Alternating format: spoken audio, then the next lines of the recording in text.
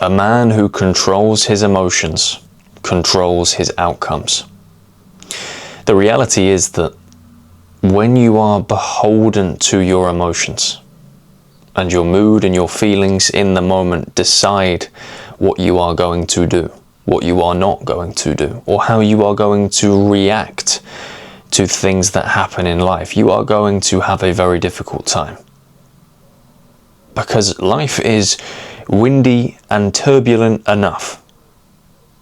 One guarantee of this world is that you are going to be stressed.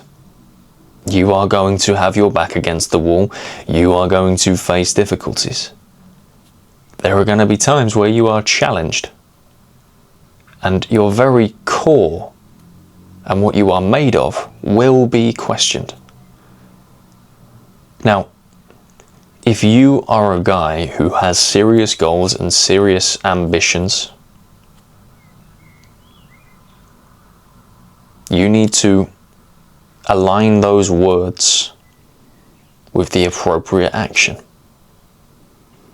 And that starts in how you respond to these things. That starts with how you conduct yourself, how you react to things. The best leaders that I've met in my life, that I read about in books, that you see on the TV, they don't react emotionally, even to sometimes highly emotional situations, because they understand the importance of taking a deep breath, assessing things for what they are, and reacting accordingly. It is not to say at some point in your life you are not going to have a situation come up that is stressful and maybe makes you feel emotional. We are human, we aren't robots. The point of this video is not to say, kill your emotions. No, absolutely not. It is to say, understand them, process them, but don't let them control you.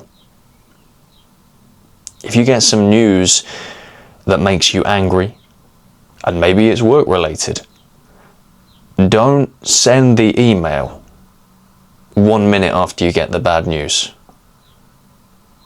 Go out for a walk, take a coffee, have a think about it, calm down, then get back to it. Maybe if you can, wait a day.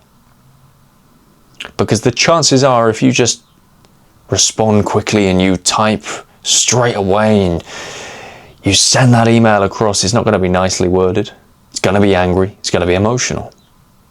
And the best leaders understand that. They take a step back. So when somebody has disrespected you and they've called you out, they've said something that was unjust, instead of flipping your lid at them and saying, "What did you effing say? Say that again, you whatever." Get used to being a bit calmer. Take a second. Acknowledge it. Look at them. And then maybe ask them slowly, "What did you just say?" And 9 times out of 10, people back down, or they apologize, or they sort of come to terms with the fact that what they said was not appropriate. But your response will dictate whether that happens or not. And the best way of controlling your outcomes is controlling your emotions. Don't allow yourself to get riled up. Don't allow people to rage bait you. Sometimes in your life, look, you're human, it's going to happen, right? But have a level of consciousness around your own emotions. Be aware of your fragilities and vulnerabilities. You know, if somebody says something to you that touches a nerve, step back. Calm. It's not the end of the world. Don't do anything that gets yourself into trouble. Don't react physically. Goodness gracious, so many guys have such a short fuse. It is dangerous. You cannot be a high-performing individual, man or woman, with a fuse that is just so short. You know, you just absolutely flip your lid. You're enraged at the tiniest little thing. You know, physical force should only ever be used in self-defense or within an environment that is inducive to that kind of behavior, the boxing gym, the MMA club, whatever. A lot of guys get themselves into trouble. A lot of guys ruin their careers because they are just these human-shaped, raging pit bulls walking around. The fuse is so short. You've got to allow things to flow. Sometimes you've just got to take a breath. Sometimes you just got to take a step back and de-escalate the situation. And 9 times out of 10, if somebody has wronged you, you doing that is going to yield better results than you lowering yourself to their level and making things more of a confrontation. Now look, there's another arm to what I wanted to talk about today, and that is controlling your emotions in a different sense. Look, there are going to be times where you don't want to do things. There are going to be times where you don't want to have conversations that you need to have. You don't want to take risks that really you need to take. Maybe even you don't want to stay where you are right now. However, you understand that deep down, despite that want, it is the right thing to do in the short term for the benefit of the long-term plan. There are things that sometimes our emotions will try and pull us away from and stop us from doing. It is important that you put things in a long-term context. Right now in the moment you don't want to do it. Right now in the moment it's difficult. How does that impact you 6 months down the line if you don't do it? On the flip side, how does it impact you 6 months down the line if you do it?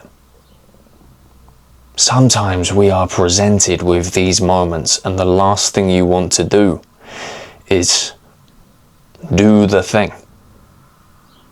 But sometimes you need to take yourself out of your own body and get into future you's body and ask yourself, would future me want me to make this decision right now? And if he would, you've got to do it. You know, if you're serious about your goals and your aspirations and your long-term plan, my goodness, there isn't a choice. It is a responsibility. You've already staked your name as someone who wants to be successful. Now is time to align your actions to that claim. So when you're tired and you don't want to go to the gym, but you've only been twice this week and your minimum is 3 times a week, you go. You get there because future you wants you to do it. Future you benefits from you making that decision. When you have some money together that really you know should go in your stocks and shares ISA or your savings account, and you're thinking, I could spend it on this new gadget, you know what to do. Future you is depending on you today and the choices that you make. Your emotions can drag you away from the plan sometimes.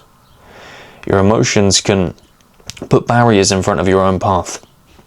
A good way to get around that is to look at the long term and ask yourself seriously, where do you want to be in 5 years' time? Where do you want to be in 10 years' time? And what is the path and what are the actions that I need to take to get there?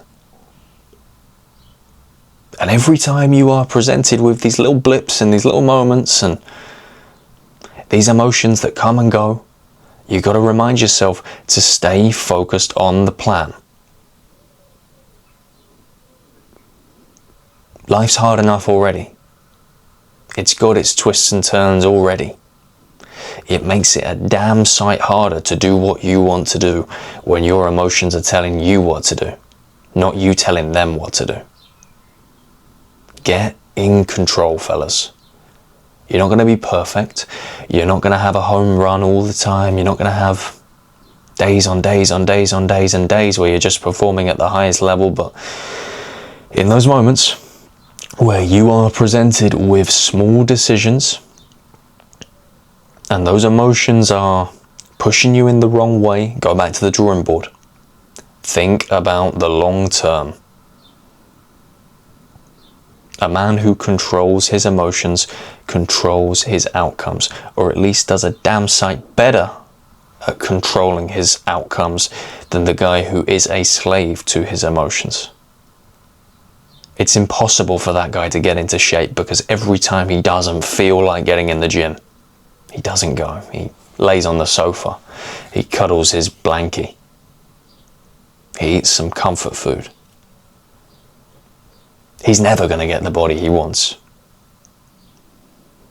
The guy who is always putting off starting that side hustle or learning that new skill because of his constant state of procrastination and those negative emotions about starting, he's never going to amount to the level that he wants to be at because he's constantly in this state of worry and waiting.